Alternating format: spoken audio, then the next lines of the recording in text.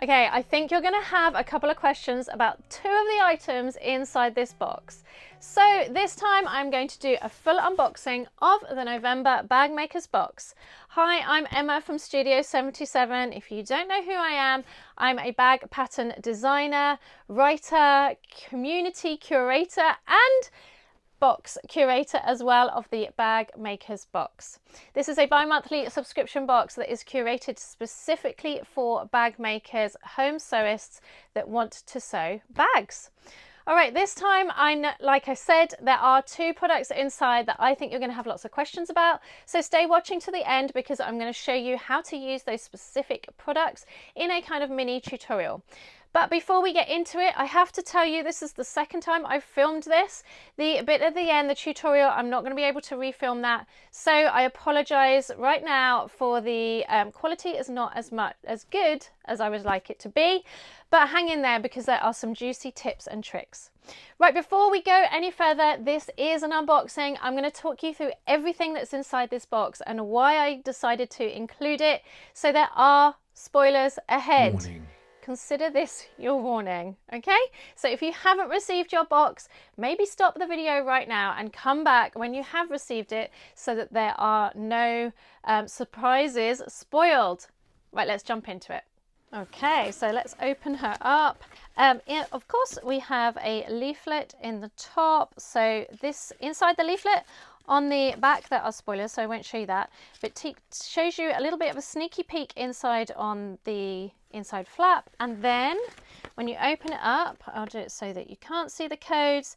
There are 3 different patterns that are suggested to go with the contents inside, and then you have 3 different coupon codes and QR codes that take you to those patterns with 20% off each one.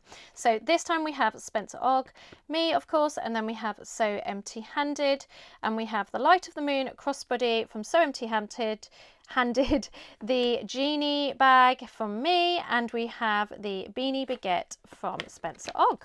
So huge thank you to the designers involved in this month's box. If you are a designer and you're watching and you would like to be included in a future box, please do get in touch. Email me. You can find all the information down in the description box below. All right, so opening up, what should we start off with? We'll start off with the zipper tape. So this gives you a bit of a hint at what's inside. So I have gone for a dragonfly kind of magical stroke classic themed for this box. Obviously we have gone for gold hardware, as you can see there. So that is the dragonfly zipper tape, and there is 2 meters of that in this box. To go with the zipper tape, we have this gorgeous 1.5 inch or 38mm webbing. Again, it's the dragonfly. We've got the gold sparkle throughout, and it has a black background with those purple tones. Now, if you got the previous box, the September box, then you have got the purple hardware. And I did think that the purple hardware would go really nicely with this bag as well, especially with this webbing. You could interchange with the webbing and the zip tape, etc., to make a really beautiful bag. But if you haven't, then this is all standalone too. All right, let us open, not that one first. Let's open the blue bag first. Try not to be too crinkly. And inside we have got these gorgeous gold dragonfly pulls. When I found these, I was so happy because they just go so beautifully with that zipper tape and the webbing. So you've got 2 of those. Next up, let's take a look at the tea bag. You always get a little goodie. Recently, I did ask if people would prefer to have a sweet treat instead, and they opted for yes. Everybody opted for yes. So there will be sometimes tea bags, and sometimes I will do something a little bit different inside as well. So this is the Love Hearts tea bag from Bird and Blend, which is the tea company I always use. They are an artisan English tea brand. I just love everything about their brand, so really excited to have them inside my box often. Then let's do the stickers. Again, these are all themed around the box. So I have gone for this gold embroidery look. A stitch in time makes you shine. And then this one is actually a clear one, doesn't look like it, but I went on the dragonfly theme and gold again, and I thought it was quite magical, that zipper tape and webbing, so I've gone for sewing magic every day. All right, we'll leave the fabric to the end. This is one of the products that I think you are going to have questions about, but I hope that you really love it because I have never seen this anywhere. This is obviously a dragonfly. Can you see there's a little frog on one of the wings, which I just thought was so cute. It really matches those zipper pulls beautifully as well. So I just thought this would make a really pretty bag. And like I say, in a little bit I'm going to show you a tutorial for how to put this specific magnet in. You do get it in different parts. So you've got the two magnets, you've got the keepers, and then you've got this part as well, which has got the screws in the back. I will show you how to put that in a sec. And then finally, last but not least, we have our fabric. And as soon as I saw this, I knew I needed to have it in the box. Oh, let's get everything out of the way. This is a ruched faux leather. It's absolutely gorgeous. It sews up so beautifully, but you may have a few questions about it because it is a little bit different to what you might have seen before. I haven't seen it too often in the UK. I do have seen it a couple of suppliers recently, but it is quite new to the market. So it has got quite a thin backing. You may be unsure about interfacing and stabilizers, etc. So I'm going to dive into that and I'm going to show you how to put in the magnetic clasp. I will just say that this is the second time filming this section. I had a few technical issues, so apologies. There's like a little bit of a delayed lagging on the tutorial, but hopefully you're going to pick up lots of tips and tricks as we go through. But before I do that, I'm just going to lay everything out so you can see it all together, so you can see the look that I'm going for. It's a very classy vibe this November, perfect for the party season coming up. I cannot wait to see the bags that you make from the products in this box. Please don't forget to share with me, tag at Studio77, and so then I can see all your beautiful creations. Okay, so I wanted to talk about the faux leather that you get in this box and also one of the hardware parts, which is the magnetic clasp, and how you need to think about this when you're doing your projects.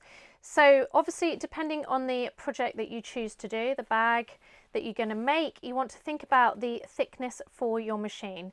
This faux leather or vinyl does have this kind of ruched effect, which means that it can be a little bit bulky in places. And if I go a little bit closer, you can see that it has these ridges throughout the fabric.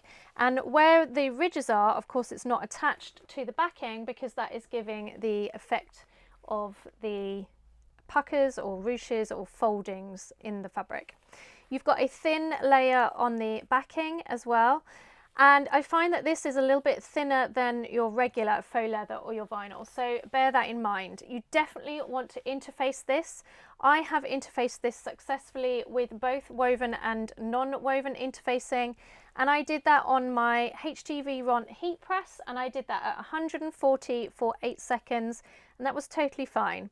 Obviously you want to check it with your own method of attaching your interfacing, so bear that in mind, but I just wanted to let you know what settings I found suitable.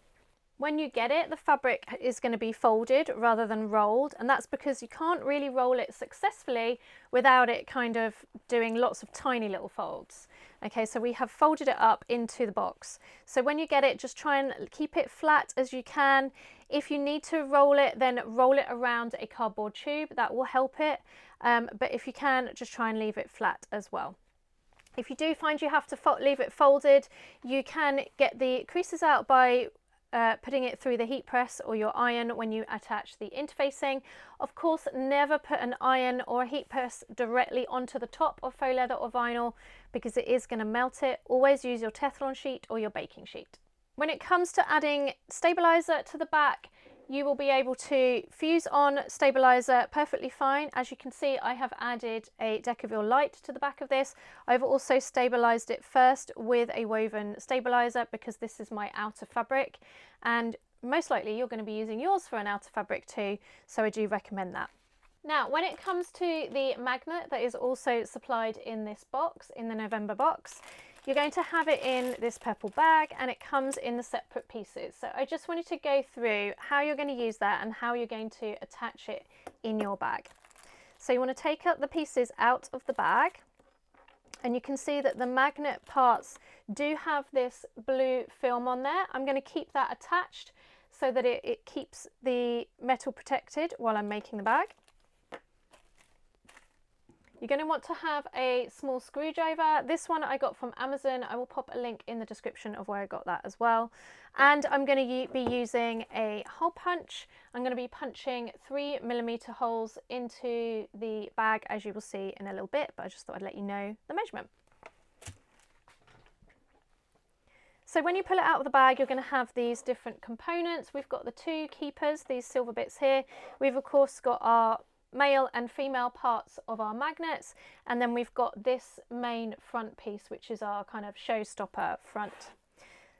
So the first thing we're going to do is we're going to take out the screws on the back. I have screwed in almost every single one of these screws. Let me tell you, it was quite an undertaking. So I'm going to take out all 4 of those screws and put them in hopefully a safe place so that they don't go walkies.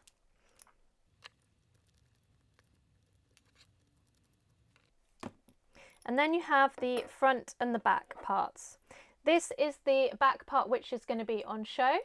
And then we have the inside bit, which is going to be facing the right side of our lining. And then this is the very front of the bag.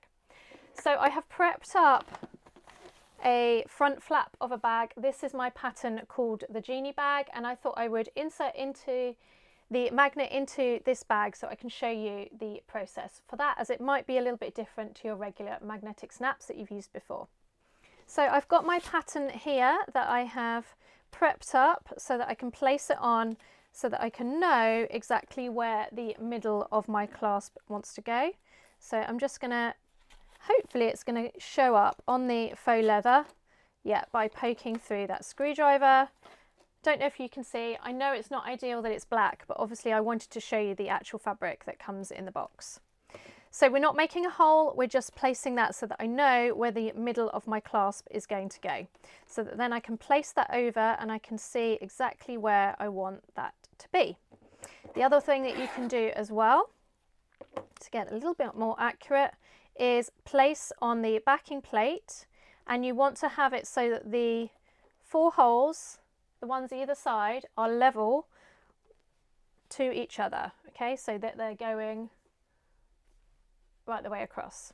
Ignore the fact that these 2 lines are not straight. Okay, then I'm going to again poke through so that I have got the hole placements and make sure that is correct. I've lined up that original hole that I pushed through from the pattern. I've lined that up with that central hole so that I can get it all nice and neat. Take that away, and we've got, it's probably hard for you to see, but we've got 5 little kind of punctured holes there. I'm going to get my hole punch and I'm going to place the hole punch on those holes and punch all the way through. So I've got my lining already sewn on. I don't know if I showed you that. I've got my lining already sewed on, and I've done my top stitching. So this is ready to go onto the next stage of the bag making. On this particular pattern, you add this at the end. So I'm just going to place in, cut out my holes. Make sure they're not too big. Don't want them to be too big. I might go down a little bit to be a 2mm hole.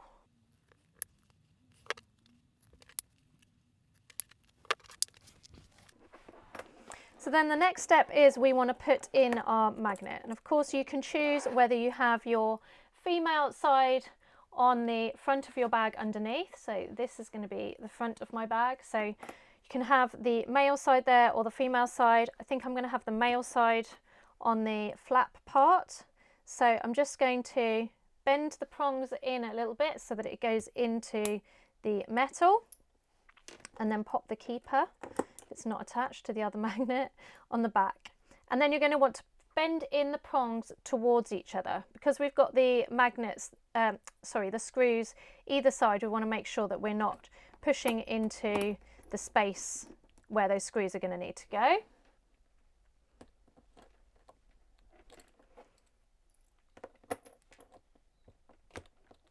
Just using the end of this little screwdriver. So there we go, we've got that in place. We're going to put the other part of the magnet to one side because that's going to go on the other part of the bag. Okay, so now we're going to attach our magnetic clasp on. I've got some B7000 glue, and I'm just going to drop a little bit into the screw holes on the front of the clasp, because this is just going to help the screws to stay nice and secure and not come out once they're in.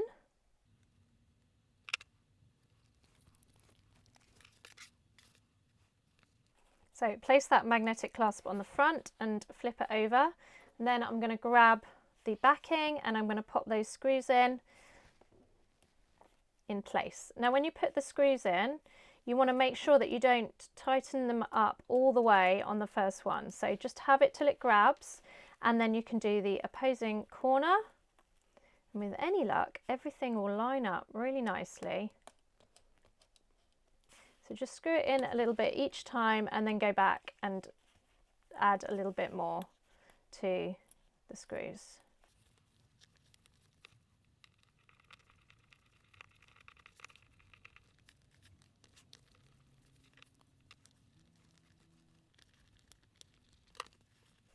So there we go. How beautiful does that look?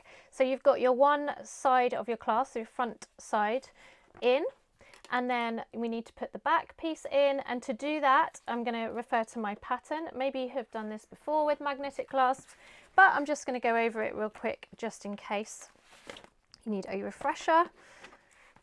So I'm going to place my pattern piece on top, and I have got my magnetic snap placement on there. So I'm going to poke my screwdriver through to find that placement. And then I've got a hole where, or not a hole, a point of reference for where I'm going to place that other side, the female side in this case. I'm going to push through so that I have got the indents from the two prongs either side, and I'm going to grab my blade and just make two small marks for those prongs to go through with any luck. Like so. Pop the keeper on the back, and if you're not using Decaville, you might want to add a little bit of Decaville to the back there to help stabilize that. I often put my prongs going to the outside, so I will do that on this one, and I'm going to pop some gaffer tape on the back just to keep that nice and secure.